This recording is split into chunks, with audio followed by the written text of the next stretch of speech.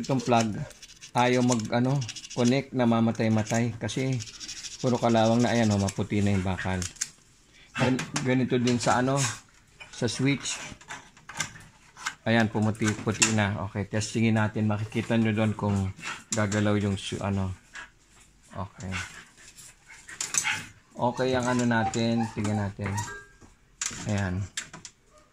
Bilis na pumalo. Kanina ayaw pumalo. Yung kabilang side. Pumapalo na. Sigurado na tayo sa contact niyan. Sa switch. Kanina ayaw. Yan bilis na Okay, ang problema natin, pumutok itong thermal fuse. Ito yung kinakabit doon. Okay siya, di ba? Pero itong thermal fuse, ito yung parang nagka-cut. So, wala na siya nakat na. Hanggang doon na lang. Kasi putol na dito sa gitna. So, papalitan lang natin to. Ito yung thermal sensor naman. Buo. Pumapalo. Good. Ito naman yung thermal coil. Okay, good. Ito isa pang connection. Good. Okay. Walang ground. Testing natin. Ang ground. Okay. So, o-order lang tayo nitong thermal fuse.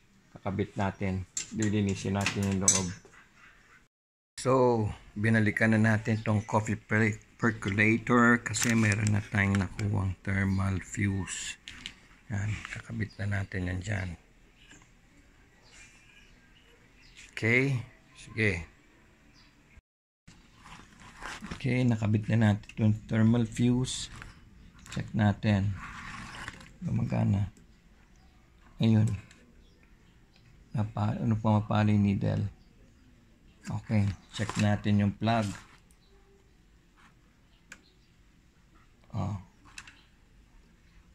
Okay, yung plug, ang reading niya doon, yung kabilang line ng plug. Okay, palo rin. Ngayon, check natin yung switch. On na natin. Yun ang problema.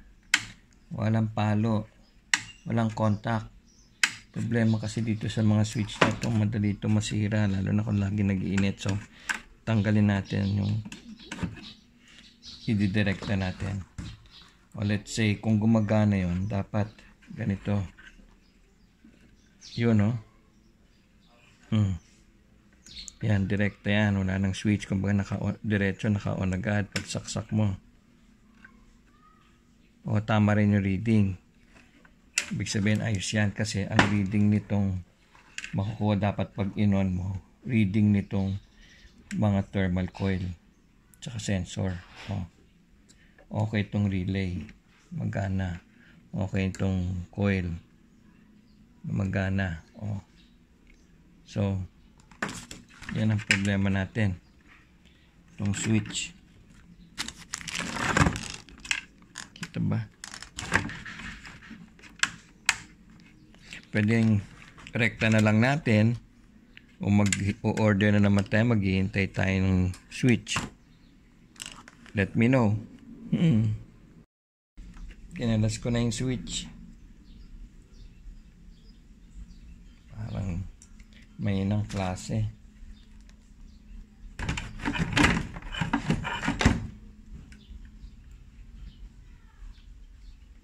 Gumana na.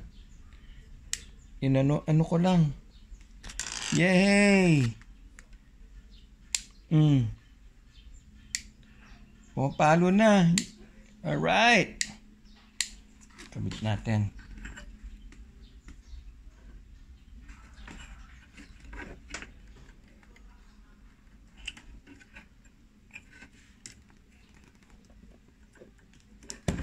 Yan.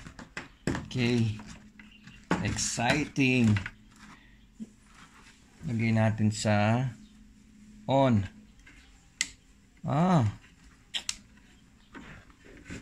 Pa rin.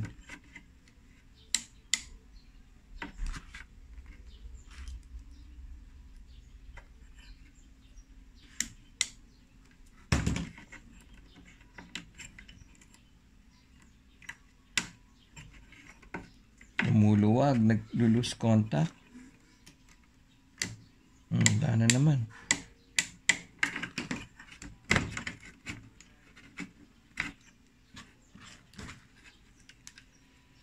Ayun na kanina.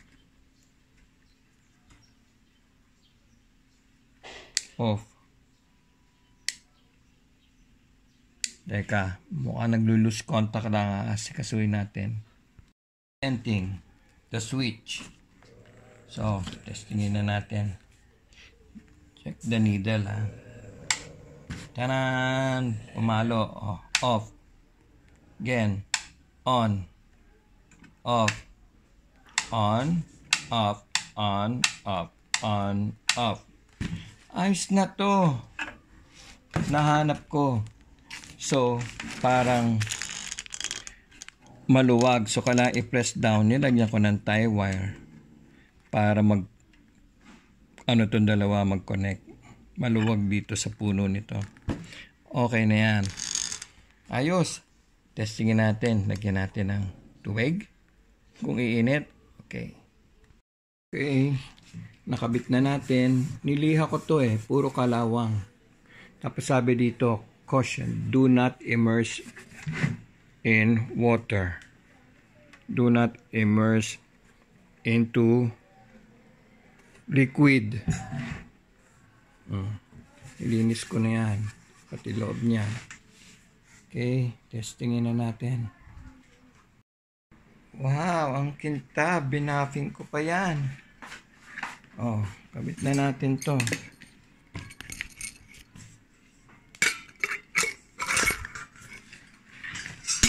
Oh, kailangan ko ng dalawang kamay. So, yan na.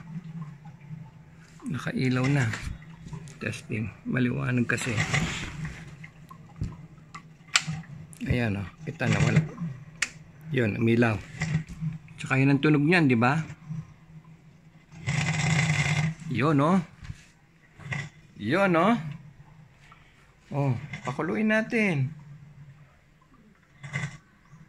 Okay, it's fixed. Ayan na yung ilaw, naka-warm na siya. Tumigil na siya. Okay, let's have some coffee without coffee. Oh, kita mo yung usok?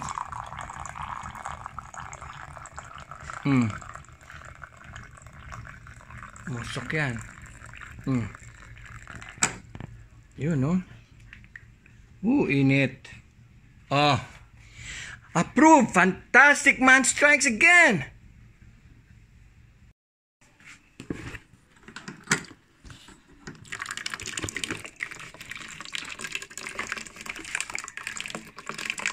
Usok, oh. Sobrang init. Draining the water. Ito may usok. Galing, oh.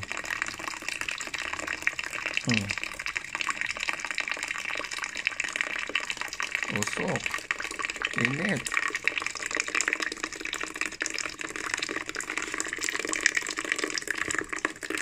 Kamabanian na ka.